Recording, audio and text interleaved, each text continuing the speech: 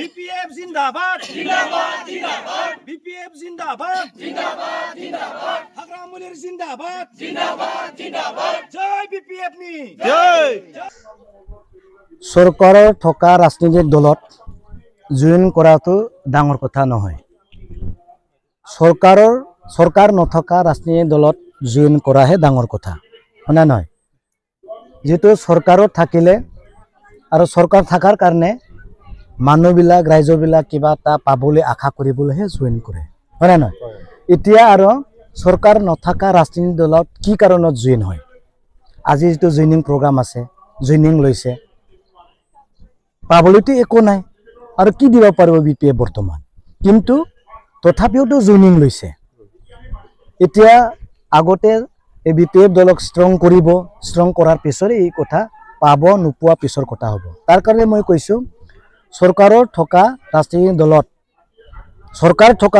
দলক জইন কৰাটো ডাঙৰ কথা নহয়, চৰকাৰ নথকা ৰাজনৈতিক দলক জইনিং কৰাহে ডাঙৰ কথা।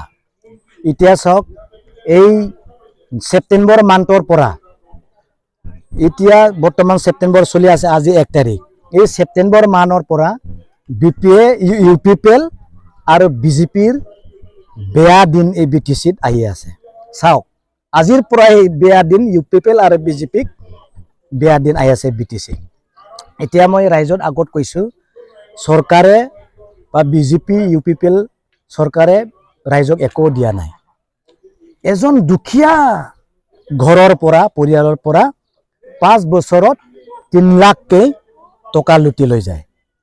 কেনেকুৱা মান্থলি 5,000কৈ টকা দুখীয়া ঘৰৰ পৰা দালিৰ পৰা চাউলৰ পৰা মিঠাতেলৰ পৰা গেছৰ পৰা আৰু এই যে পেট্ৰলৰ পৰা ইলেক্ট্ৰিচিটি বিলৰ পৰা যিমানখিনি খৰচা হয়, যিবিলাক এই ব্যৱহাৰ নকৰিলে মানুহ জীয়াই নাথাকে, এইবিলাকৰ পৰা মান্থলি 5,000কৈ যদি চৰকাৰে যদি লুটি লৈ যায়, বছৰত 60,000, যদি বছৰত যদি 60,000 5 বছৰত 3 লাখ হ'ব না নাই।